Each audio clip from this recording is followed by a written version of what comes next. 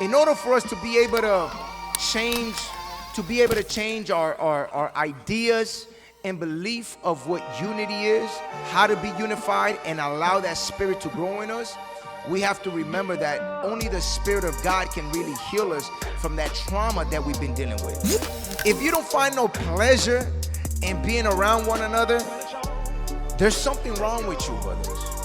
And I'm not going to say that there isn't something wrong with all of us. Sure there is. But at some point, you have to grow out of that. Two are better than one, because they have a good reward for their labor. For if they fall, the one will lift up his fellow. That's that strength. You become weak, but who's going to give you that strength? Your brother's going to give you that strength. The Spirit of the Lord. When we stand in front of the Lord, we're going to have to give account for everything that we do, brothers.